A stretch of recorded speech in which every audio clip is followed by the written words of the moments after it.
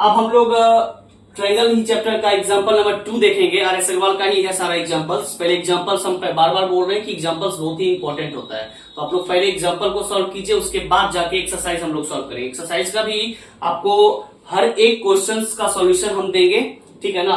तो triangle chapter ये start इसलिए किए हैं क्योंकि अभी नेक्स्ट मंथ सितंबर मंथ में मैक्सिमम बच्चे का हाफ ईयरली होने वाला है, और उस पॉइंट ऑफ व्यू से ये चैप्टर इंपॉर्टेंट है, तो आप लोगों का रिवीजन हो जाएगा इससे।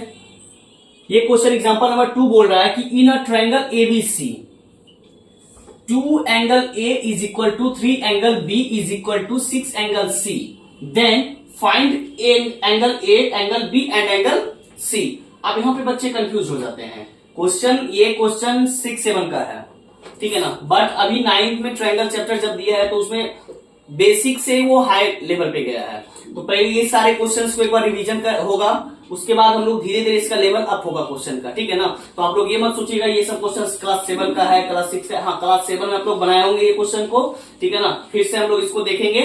तो जो हमको दिया है, गिवन डाटा जो हमको दिया है, पहले हम लोग क्या करेंगे वही लिख लेंगे, ठीक है ना।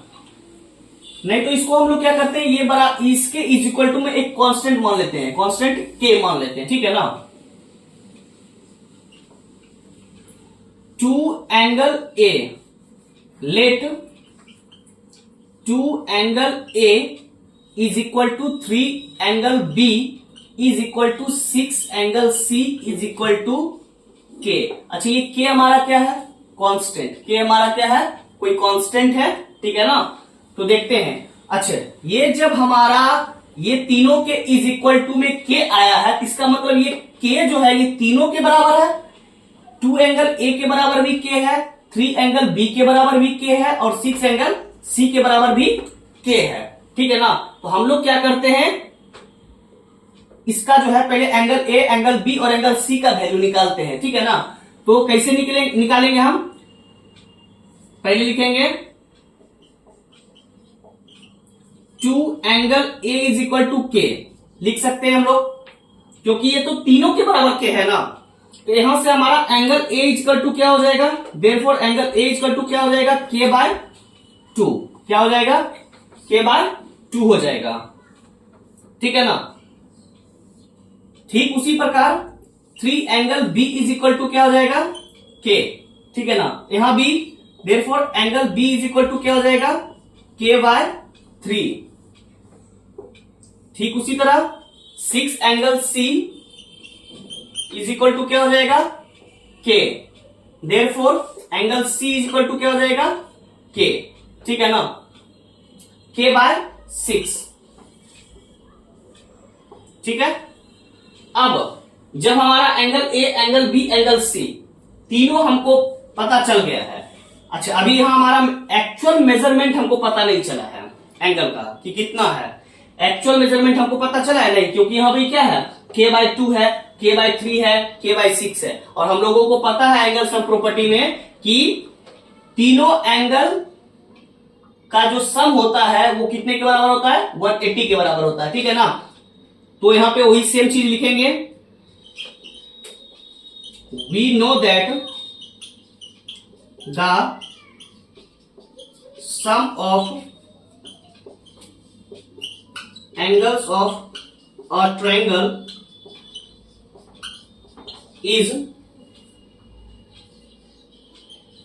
equal to 180 degree. अब इस तीनों का हम क्या करेंगे, सम करके इक्वल टू में कर देंगे 180 degree. That means k by 2, नहीं तो इसको हम लोग ऐसे भी लिख सकते हैं, angle a plus angle b plus angle c is equal to 180 degree. Therefore इसका वैल्यू पुट करेंगे हम लोग, k by 2 plus k by 3 plus k by 6 is equal to 180 degree. अब हम लोग क्या करेंगे, इस तीनों का एलसीएम लेंगे, ठीक है ना। जब हम इस तीनों का एलसीएम लेंगे 2, 3, 6 का, तो हम लोग देखिए यहां पर हम साइड में ले रहे हैं 2, 3 और 6 का जब एलसीएम लेंगे तो क्या आएगा हमारा, 2 1 जा 2 और 2 3 जा 6, 3, फिर क्या आ जाएगा, तो 2 3 जा 6 आ जाएगा, ठीक है ना। कितना आ जाएगा हमारा 6 आ जाएगा एलसीएम हमारा। तो यहां हम लोग लिखेंगे इसको, अब 6 को इससे डिवाइड करेंगे तो क्या आ जाएगा 3k प्लस क्या आ जाएगा 2k प्लस k आ जाएगा इज इक्वल टू 180 डिग्री। ठीक है ना, 3k plus 2k plus k। अच्छा k ये क्या हो गया 1k हो गया। ठीक है ना, तो 3 प्लस 2 5 प्लस 1 6k, यहां क्या हो जाएगा 6k by 6 is equal to 180 degree. अब ये 6 डिवाइड में उधर जाएगा तो किसमें हो जाएगा मल्टीप्लाई में।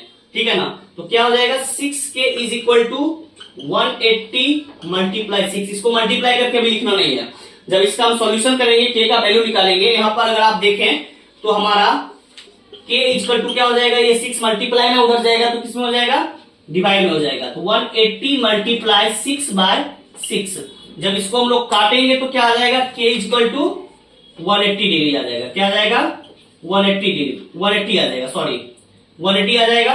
ठीक है ना, अब इसी k का वैल्यू हमको क्या करना है एंगल A, एंगल B और एंगल C में पुट करना है, तो तीनों एंगल का मेजरमेंट हम लोगों को आ जाएगा। ठीक है ना, now angle A equal to क्या हो जाएगा k बाय 2 दिया हुआ है, तो k by 2 that means 180 by 2, इसको काटेंगे तो आ जाएगा 90 degree. Angle B is equal to हो जाएगा k by 3 that means 180 by 3 क्या हो जाएगा 60 degree. And angle C equal to हो जाएगा k by 6 that means 180 by 6 बराबर 30 डिग्री। ठीक है ना, अब हम जैसा कि पहले भी बताया कि तीनों एंगल का सम कितना होगा 180 के बराबर होगा। जब हम इस तीनों का सम निकालेंगे, ठीक है ना, तो 180 के बराबर आ जाएगा आप लोगों को। ठीक है ना, तो इस प्रकार के क्वेश्चंस इसी तरीके से सॉल्व होते हैं। ठीक है ना, हमको कुछ नहीं करना है, क्या करना है इन सब के इज इक्वल टू में एक कांस्टेंट मान लेना है। ठीक है ना, उसके बाद हमको क्या करना है, ये तो k हमारा जो इक्वल टू में दिया है ये सबके बराबर में है। ठीक है ना, तो पहले हमको लिखना है 2 angle A equal to k, तो यहां से हमारा एंगल A इक्वल टू आ जाएगा k by 2, 3 angle B equal to k, angle B आ जाएगा k बाय 3 और 6 angle C is equal to k, तो यहां से एंगल C का वैल्यू आ जाएगा k बाय 6। और जब हमारा अभी एंगल अब बोला है question find angle A, angle B and angle C, तो आप लोग बोलेंगे कि सर यहाँ एंगल A और एंगल B एंगल C का वैल्यू आ गया, तो वैल्यू नहीं आया है, एक्चुअल मेजरमेंट एंगल का आया है नहीं आया है। अभी हमारा क्या है k by 2, k by 3, k by 6।